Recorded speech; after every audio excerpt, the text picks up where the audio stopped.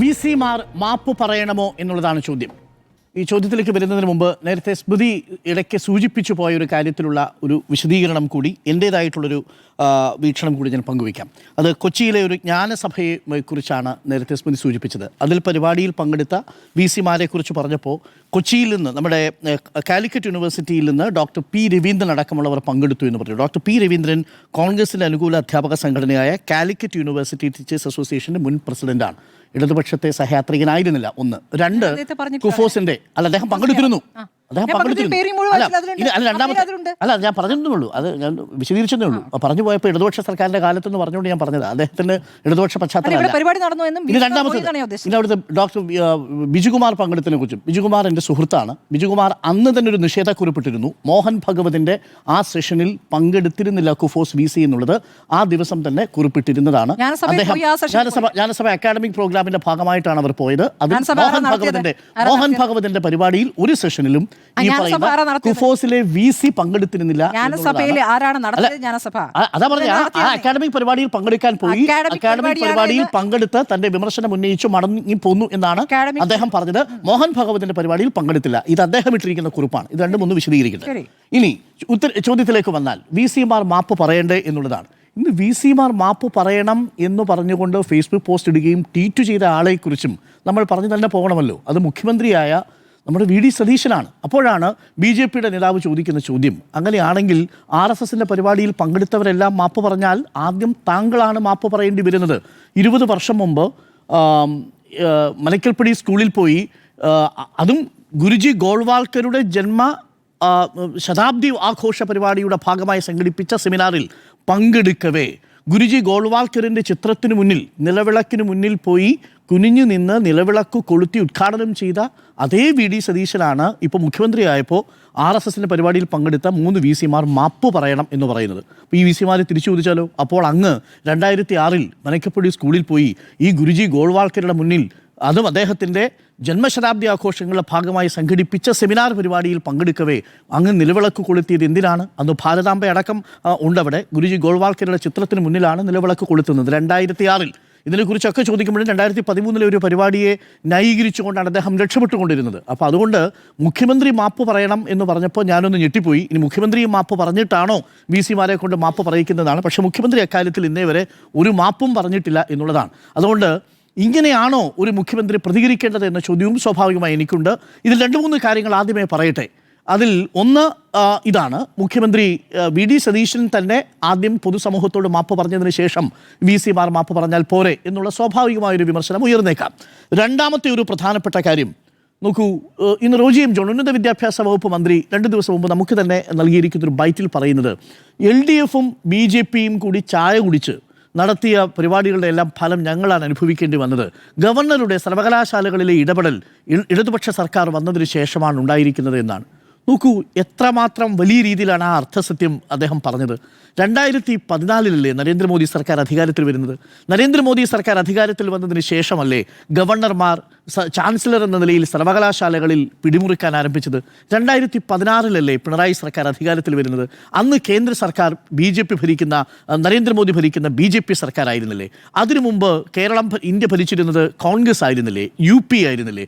UP-യുടെ കാലത്ത് കോൺഗ്രസ് ഭരിക്കുമ്പോൾ എങ്ങനെയാണ് കോൺഗ്രസ് നിയമിക്കുന്ന ഗവർണർക്ക് ചാൻസലർ എന്ന നിലയിൽ സർവകലാശാലകളിൽ സംഘവൽക്കരണ പരിപാടികൾ നടത്താൻ കഴിയുക? അപ്പോൾ അതുകൊണ്ട് തെറ്റിദ്ധരിപ്പിക്കുന്ന ഒരു സ്റ്റേറ്റ്മെൻറ്റാണ് ഉന്നത വിദ്യാഭ്യാസ വകുപ്പ് മന്ത്രി റോജി എം ജോൺ പറഞ്ഞത്. രണ്ടാമത്തത്, സർക്കാർ ഗവർണറുമായി ഒരു ഏറ്റുമുട്ടലിനില്ല എന്നാണ് പറഞ്ഞത്. വേണ്ടിവരും സാർ, ഭരണവും സമരവും എന്നുള്ളതാണ് ഈ കാലത്ത് BJP ഇതര രാഷ്ട്രീയ കക്ഷികൾ അതാത് സംസ്ഥാനത്ത് നടത്തിക്കൊണ്ടിരിക്കുന്ന രാഷ്ട്രീയം. നിങ്ങൾ ഒത്തുതീർപ്പിലാണ്, ഞങ്ങൾ തർക്കത്തിനില്ല എന്ന് പറഞ്ഞാൽ നിങ്ങൾ കീടങ്ങളിലാണ്. നിങ്ങൾ തർക്കത്തിനില്ലെങ്കിൽ പിന്നെന്താണ്? തർക്കത്തിനുള്ള എത്രയോ വിഷയങ്ങൾ ഉണ്ടാക്കിയിരിക്കുന്നു എന്നുള്ളതാണ്. LDF ചാൻസലർ എന്ന നിലയിൽ ഗവർണറുടെ നടപടികളെ എത്രയോ തവണ എതിർത്തിട്ടുണ്ട്. നോക്കൂ, ആരിഫ് മുഹമ്മദ് ഖാനുമായി തെരുവിൽ തന്നെ ഒടുവിൽ ഗുസ്തി പിടിക്കുന്ന അവസ്ഥയിലേക്ക് എത്തിയില്ലേ? അത് SFIയും ആരിഫ് മുഹമ്മദ് ഖാനും എന്ന മട്ടിലേക്ക് മാറിയില്ലേ? VC-യും ഗവർണറും എന്ന മട്ടിലേക്ക് മാറിയില്ലേ? കണ്ണൂരിലെ VC-യും ഗവർണറും എന്ന മട്ടിലേക്ക് മാറിയില്ലേ? കേരളത്തിലെ മുഴുവൻ VC-മാരെയും എതിർത്തുകൊണ്ടായിരുന്നില്ലേ ആരിഫ് മുഹമ്മദ് ഖാൻ പ്രവർത്തിച്ചിരുന്നത്? അന്ന് ആ VC-മാർക്കൊപ്പം നിലപാടുറപ്പിക്കുകയായിരുന്നില്ലേ ഉന്നത വിദ്യാഭ്യാസ വകുപ്പ് മന്ത്രിയും മുഖ്യമന്ത്രിയും ചെയ്തത്? ആരിഫ് മുഹമ്മദ് ഖാനെതിരെ ട്വീറ്റ് ഇടുകയോ ഏതെങ്കിലും തരത്തിൽ ഫേസ്ബുക്ക് പോസ്റ്റ് ഇടുകയോ മാത്രമാണോ ചെയ്തത്? പരസ്യമായി തന്നെ വെല്ലുവിളിക്കുകയായിരുന്നില്ലേ? ഇങ്ങോട്ട് വേണ്ട എന്ന മട്ടിലുള്ള കൃത്യമായിട്ടുള്ള സന്ദേശം കൊടുക്കുകയായിരുന്നില്ലേ ചെയ്തത്? ആ കൊടുത്തത് എന്താണ്? ഇതൊരു താക്കീതാണ്. വിദ്യാഭ്യാസ മേഖലയിൽ, ഉന്നത വിദ്യാഭ്യാസ മേഖലയിൽ പാഠ്യപദ്ധതിയെ അടിമുടി പൊളിച്ചെഴുതുന്ന ന്യൂ എഡ്യൂക്കേഷൻ പോളിസി NEP കൊണ്ടുവന്ന് സമഗ്രമായി സംഖ്യവൽക്കരണം നടപ്പിലാക്കാനുള്ള ശ്രമത്തിനിടെ കേരളം ചെറുത്തു നിൽക്കാനുള്ള ശ്രമമാണ്. അതിനിടയിൽ PMC ആണ് വഴിക്കലുണ്ടായത്. നമ്മളെല്ലാവരും വിമർശിച്ചതും PMCയുമായി ബന്ധപ്പെട്ട വിഷയത്തിലാണ്. അതൊഴിച്ചു നിർത്തിയാൽ ഗവർണറുമായി, ചാൻസലറുമായി സർവ്വ മേഖലകളിലും സംഘവൽക്കരണത്തിൻ്റെ മേഖലകളിലെല്ലാം ഏറ്റുമുട്ടിയില്ലേ? ഒടുവിൽ എന്ത് ചെയ്തു? ഡീംഡ് സർവകലാശാല പദവിയിൽ നിന്ന് ഇതേ ചാൻസലറായ ഗവർണറെ മാറ്റിയത് LDF സർക്കാരല്ലേ? അതിനുശേഷം സർവകലാശാല ഭേദഗതി നിയമം കൊണ്ടുവന്നില്ലേ? സർവകലാശാല ഭേദഗതി നിയമത്തിൽ നിന്ന് ഗവർണറുടെ, ചാൻസലർ എന്ന നിലയിൽ ഗവർണറുടെ നിയമനാധികാരത്തെ തന്നെ റദ്ദ് ചെയ്തുകൊണ്ടുള്ള സർക്കാരിൻ്റെ നിയമം കൊണ്ടുവന്നില്ലേ? അത് നിയമ ഭേദഗതി ഒടുവിൽ രാഷ്ട്രപതി തിരിച്ചയച്ചില്ലേ? എത്ര നാൾ ഈ ഗവർണർ പിടിച്ചു വെച്ചിരുന്നു? അതിനെതിരെ സംസ്ഥാന സർക്കാരിന് ഒപ്പം നിന്നുകൊണ്ട് പ്രതിപക്ഷം ഒരു വാക്ക് ശബ്ദിച്ചിരുന്നോ? അന്ന് ഈ സർവകലാശാലകളെ സംഘവൽക്കരണത്തിൽ നിന്ന് മോചിപ്പിക്കാൻ വേണ്ടി നടത്തിയ ശ്രമങ്ങൾക്ക്, സർക്കാരിൻ്റെ ശ്രമങ്ങൾക്ക് പ്രതിപക്ഷത്തുനിന്ന് ഒരു പിന്തുണയും കിട്ടിയില്ല.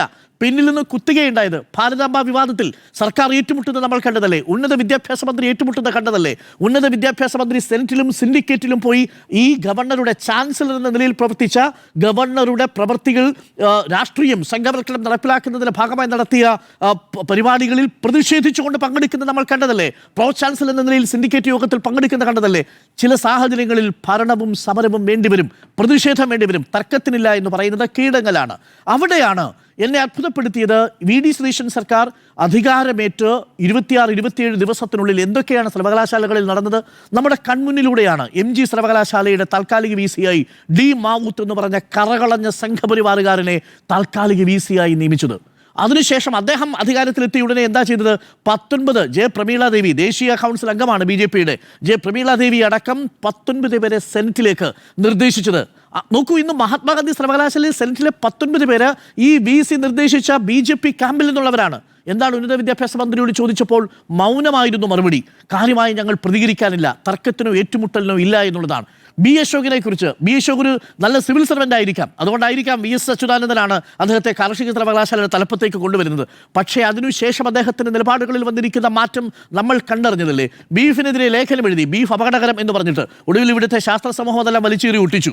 മലയാള മനോരമയിലാണെന്ന് തോന്നുന്നു ബീഫിനെ കുറിച്ച് ലേഖനം എഴുതി. ബീഫിനെ കുറിച്ച് ലേഖനം എഴുതുന്നത് എപ്പോഴാണ്?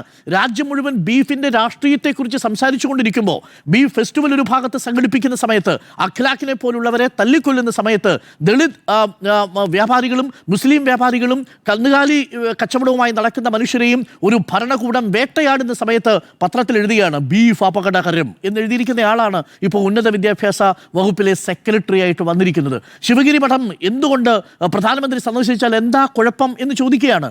ശ്രീനാരായണ ഗുരുവിനെ ഹിന്ദു സന്യാസിയായിട്ട് ചിത്രീകരിക്കാനുള്ള ശ്രമം നടത്തിയൊരു ടോപ്പ് ബ്യൂറോക്രാറ്റാണ് ഇന്ന് ഉന്നത വിദ്യാഭ്യാസത്തിൻ്റെ തലപ്പത്തിരിക്കുന്നത്. വന്ന് അദ്ദേഹം ചെയ്തെന്താണെന്നറിയാമോ?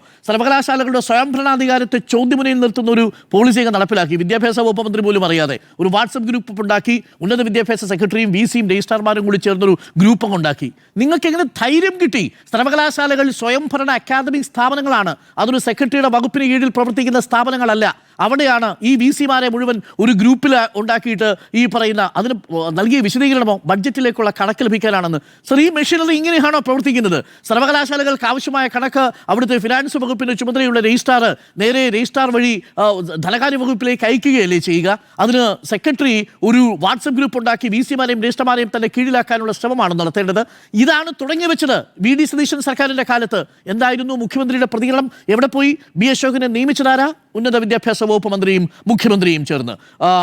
D. മാവൂത്തിൻ്റെ നിയമനത്തിൽ ശബ്ദിക്കാതിരുന്നതാരാ? മുഖ്യമന്ത്രിയും ഉന്നത വിദ്യാഭ്യാസ വകുപ്പ് മന്ത്രിയും. ദാ ഇപ്പോൾ 3 സർവകലാശാല VC-മാർ നേരിട്ടൊരു പരിപാടിയിൽ പങ്കെടുത്തിരിക്കുന്നു. ഉദയ കൺവെൻഷനിൽ നടന്ന പരിപാടി എന്താ?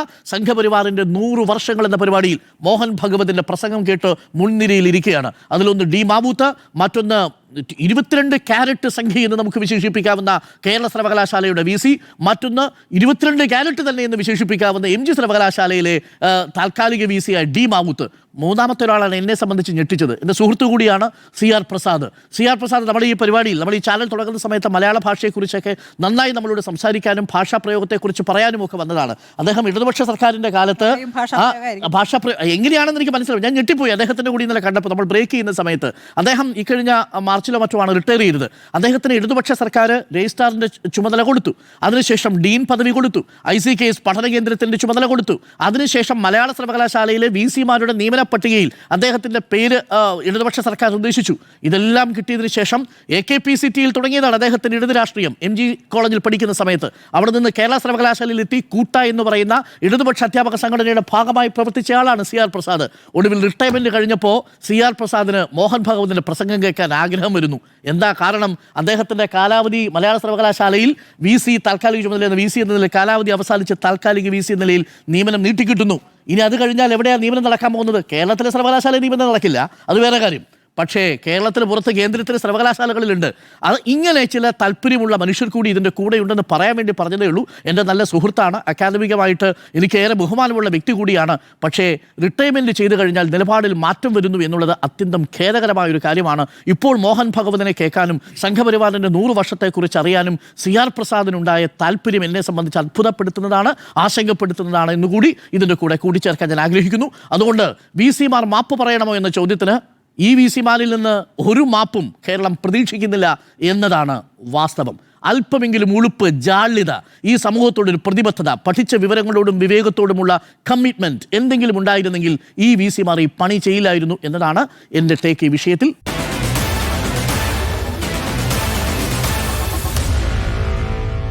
Meet the editors.